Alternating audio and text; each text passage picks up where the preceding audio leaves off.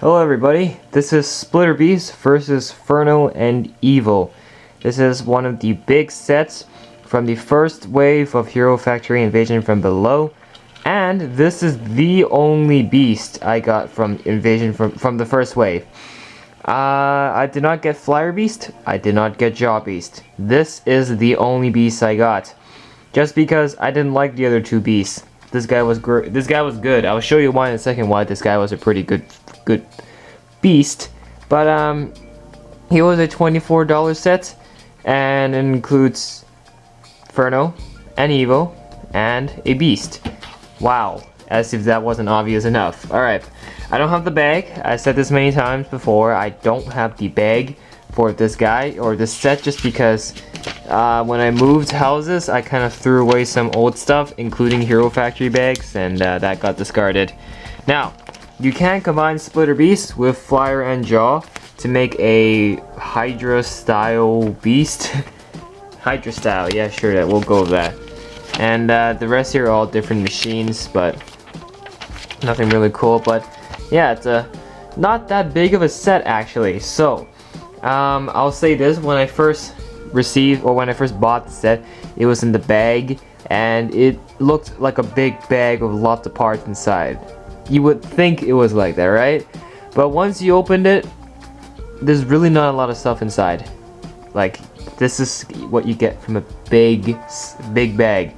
So don't take it like a scam, but it is kind of misinformative for some people, I'd say. Now, quick disclaimer, you'll notice I have one piece missing on the beast. It is the weapon he's holding, the street lamp. There's supposed to be a Technic pin or Technic axle thing here at the bottom. If you see in the instruction manual, you'll see that piece supposed to be there. I lost that piece for that very simple reason, so I don't have it. So, quick disclaimer, just know that there's that little axle piece is supposed to be there. Now, let's move FURNO and EVO aside. We'll look at these two later, and let's look at the Splitter Beast itself first. Now, it is called Splitter Beast for a good reason. I'll get to that in a minute, but the first very general dialogue or general context of the Splitter Beast is that it's a huge hulking figure with two heads, as if you don't get, so no, all the beasts have one head, this one you get two. His main weapon, I guess he just picked up a street lamp in the middle of Rampage and just used it as a weapon. That's a smart choice, not giving each beast like a very mythical specific weapon, but rather just something you'd see an everyday thing turn into a weapon. Street lamps everywhere in the city, so it makes total sense. I think it's a good choice that they did something like that to keep the weapon more simple. And you know what? That's fine. And as for the hands here, they call these the plasma claws, but these are just basically the same hands as Pyrox from Brain Attack. And you can see they're kind of good. I maybe like to see some more texture, maybe some spikes on it, just to spice up the arms a bit. They do use two bone joints here, so the one holding the street lamp uses this bone joint, and this one here uses the smallest. That's fine, good diversity, and that's great. As for the legs, they do have friction adders here, very good to keep the figure sturdy. Big feet, these were new to Invasion from Below, like the new for the year. Armor pieces here are number 4 special printed, pretty nice pieces if you ask me. Chest, very simple, great chest, black white armor piece, and the back is well covered, very well, very nice. And here's the tail, it's done pretty well, and then got the wings, very nice, very simple. And then the two heads. Now the two heads have different molds.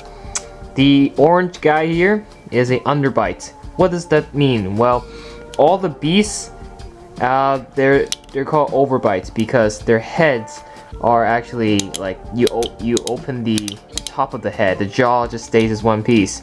It's supposed to be like that.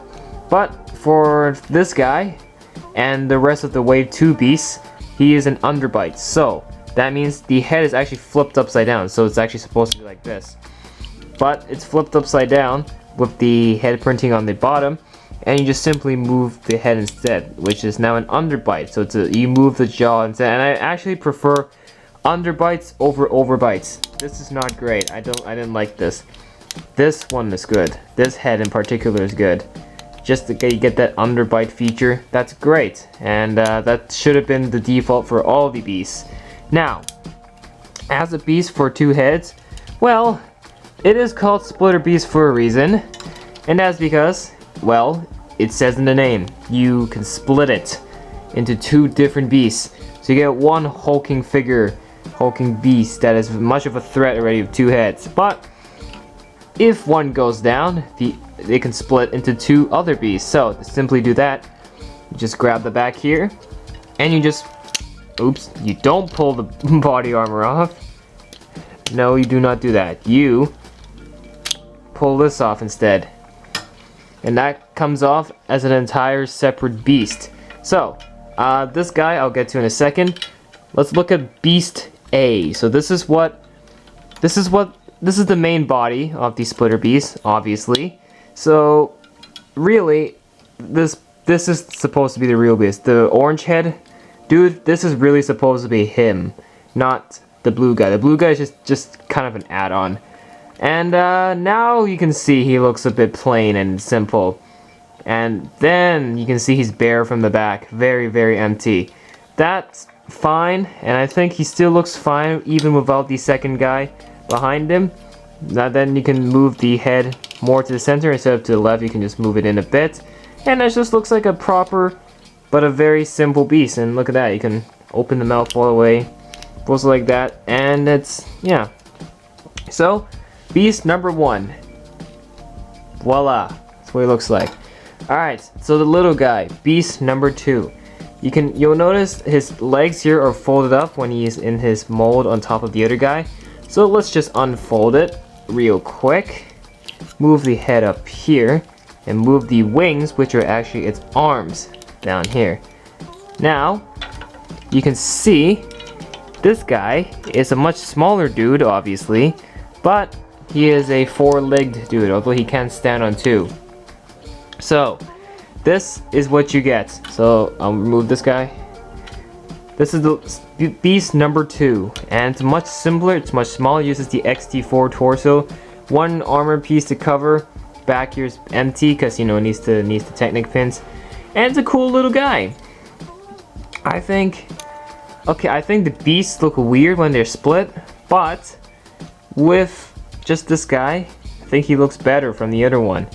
Because, well, let's see, he's got tiny feet, he's got these talons as his arms, his head, it's a small dude, and you can stand him on 2 if you want, if you don't want to put him on 4s, but I don't know, he makes him very simple, and definitely a cool little figure, as if you can mimic him as a giant jumper for the heroes to fight already. So, cool little guy, not gonna lie. That rhymes, but Beast 1 and Beast 2. From the 2 of them, which one do I think is the coolest? Well, Beast 1 looks very plain without Beast 2 on the back. So I would say Beast 1 needs this guy to make him look great. But when they're together as a whole beast, that looks great. But, you know, now he's split, then they really have their own different personalities. But yeah, that is Splitter Beast. You've seen the full thing and after they're split. Now, there are 2 minifigures in this set, you know, 2v2, get it, 2v2. So let's look at the hero minifigures. Included in this set are 2 hero minifigures, FURNO and EVO. And you can see between them, they're holding this fire-like chain thingy. That is actually used in the attempt to trip the Splitter Beast, you know. It's a big thing, they gotta bring it down and they don't have a battle machine. The best they could do is to, you know, hopefully bring the thing down by tripping him. So this is what, cool little link between them. I think could use something else, but you know what? I think it's decent. Here's FURNO, and you see he's got a fire sword, a flame sword, and yeah. So very basic, straightforward figure. FURNO, I think, is one of the cooler looking minifigures because this is a very close representation of the 1.0 original 1.0 helmet, so that's pretty cool. So that's Ferno. And then for Evo, Evo is slightly different. He's got a pistol, a blaster, and he's got this touchpad thing, like more like his comm, so he can communicate back to Hero Factory. We have gotten multiple Evos in this theme, so I'm not surprised. Eyes are red. And Ferno and EVO, two decently looking minifigures. I think one of the cooler looking minifigures, one of the best hero minifigures from all the hero minifigures they've released.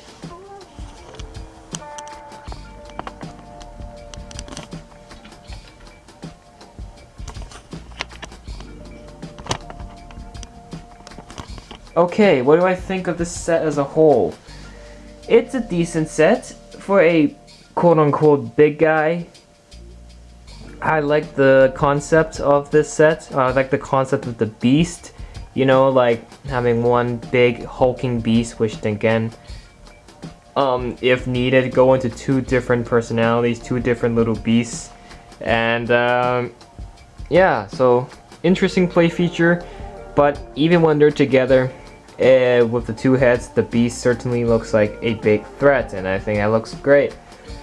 I would maybe like to see like a little more for the little guy, the blue head dude. Once he's taken off and he's, you know, arranged into the small beast guy, I think he needs some improvement.